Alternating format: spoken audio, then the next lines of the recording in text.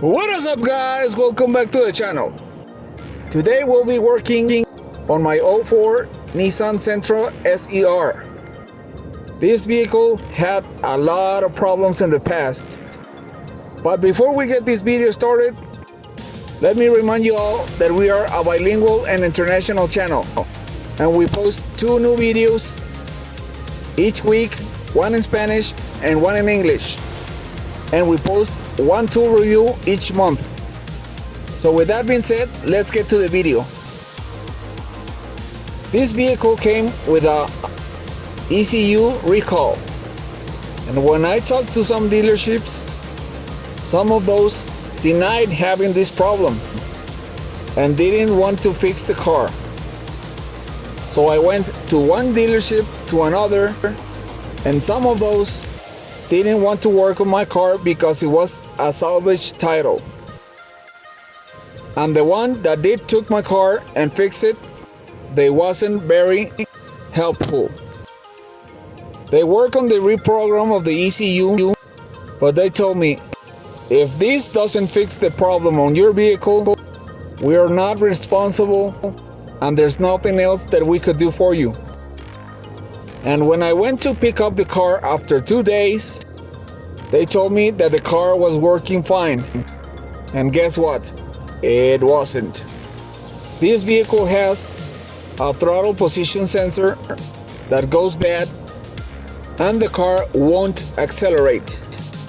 I was gonna give a shout out to the dealership that took my car, that it was Casa Nissan, but when I tried to deal with those guys and asked them if they could scan my car, even though I was gonna be charged $100 just for the scan, when they saw that my car has a salvage title, they wouldn't even scan my car.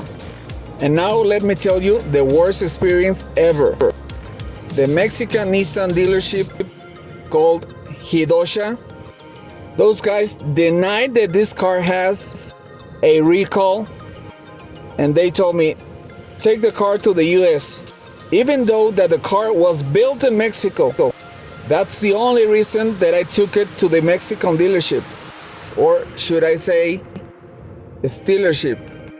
Those guys are thieves and they are crooks. They even hung up the phone on me. So this video is for you. Fuck you, Nissan Hidosha. So now I am fixing this car on my own. I tried to search the root of this problem, and what I found, it was something real simple that everyone overlooked. The ground cable was all corroded, and these electronic throttle bodies are real sensitive if they don't have good grounds or they don't have the right voltage.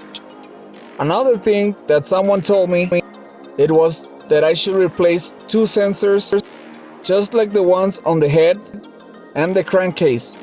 These 2 sensors goes on the side of the transmission. So I did replace the throttle body and the 2 sensors, and I also add a new ground cable. So I hope this could fix the issue.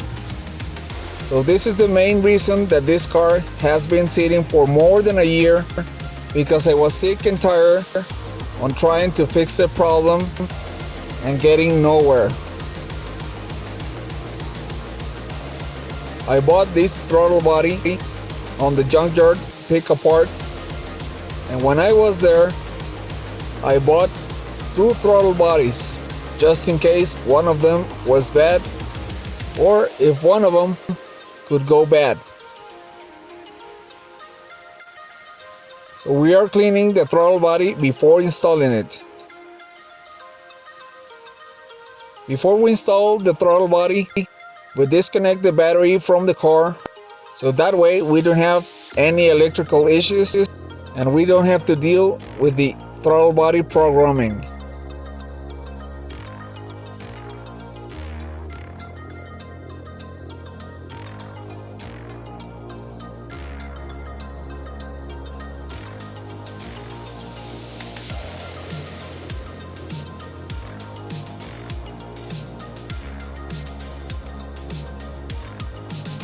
I had this problem with this same vehicle like 7 or 8 years ago. This is like the 7th or 8th throttle body that I replaced.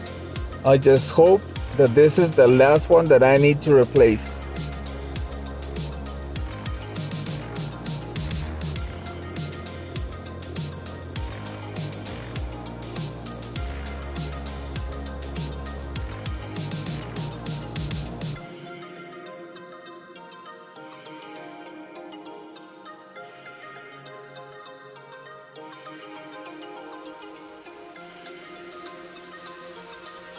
And check out the battery. Check all the acid around the positive cable. This is one of the main reasons that this type of vehicle don't work properly, because it doesn't have a good contact. So we are gonna clean everything up.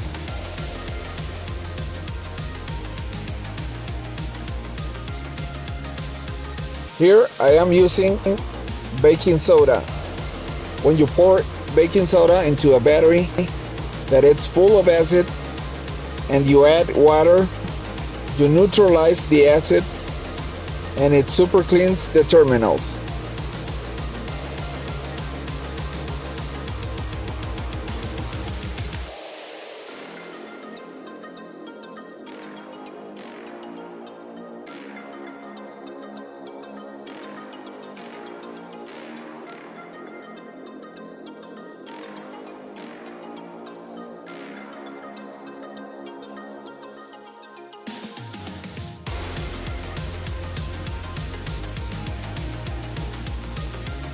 The engine bay, it's super dirty, but for now we're gonna leave it just like that, because I need to know if this car will run or not.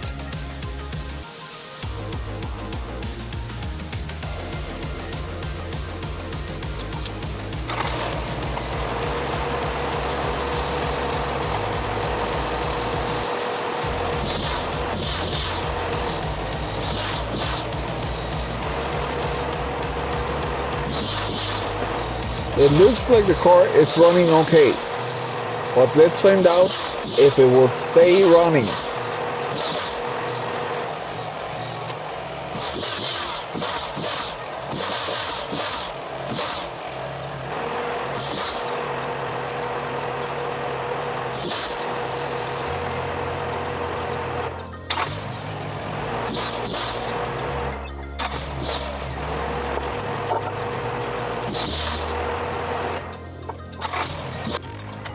This is the moment of truth.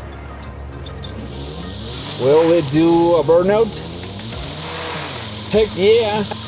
This is a freedom burnout, just for you guys. And guess what? We roasted those tires.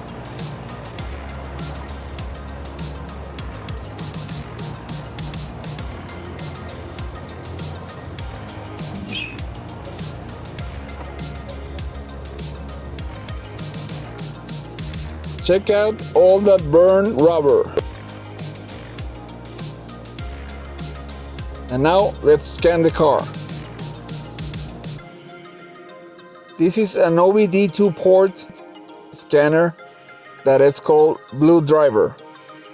It is not the most powerful scanner in the world, but it's very helpful and it's very reliable and capable for the price.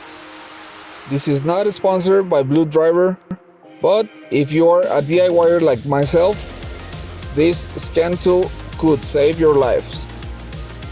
I can remember how many times I got stranded with this vehicle, and this little scanner helped me to get back home. Now that we scan the vehicle, it shows 10 codes.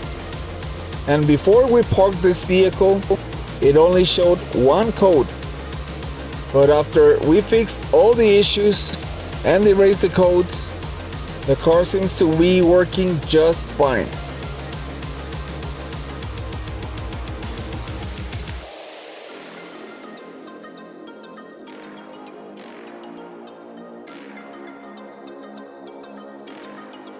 And check this out. This is what the Freedom burnout did to this tire. It almost went off. So just for now, we're gonna put this tire on the rear. That way it could hold up a couple of days. Just until I get new tires. Or at least I use ones.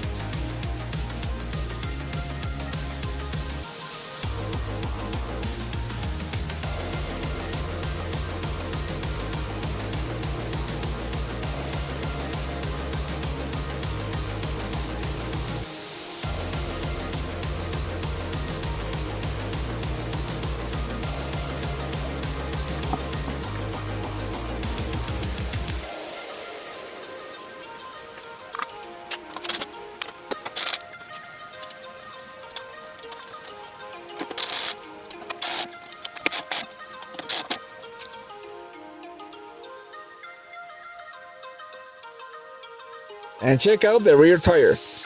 They have plenty of life left. They are almost new. So we are putting this on the front. This is only a temporary fix.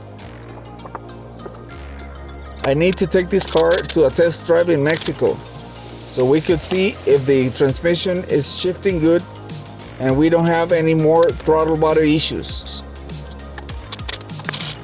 And I am not saying just that to get out of trouble like most YouTubers do. Most of them live in New York and they say we are in Mexico. That's bullshit. Check this out. The signs are in Spanish, so we are running this car on Mexico streets.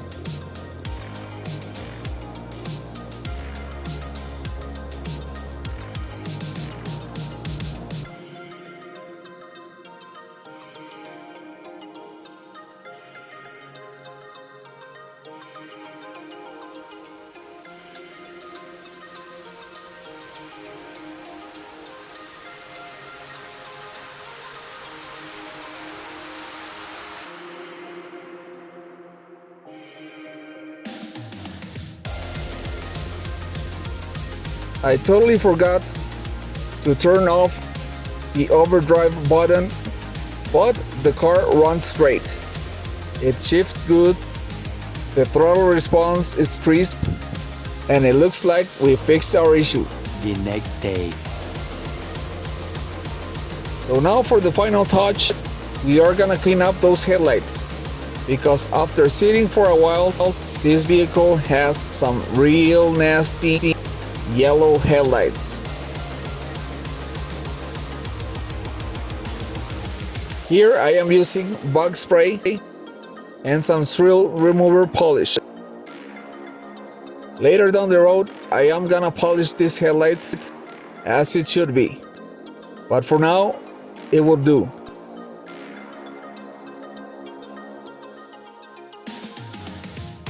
And here is our shop dog Junior, always supervising the work. And check out the difference. The left side was the OEM headlight, and the right side of the vehicle, it was a brand new headlight. And both of them were all faded and yellow. The brand new headlight, it's not sealed properly. And when we washed this car, some water got into the headlight. That is why it looks like that. But after a couple of days, it will dry. And I am gonna try to find where it's leaking the water from. So let us know in the comments what you think about this build, and if you had a similar experience with a dealership like mine. Thanks for watching. Please like, share, and subscribe.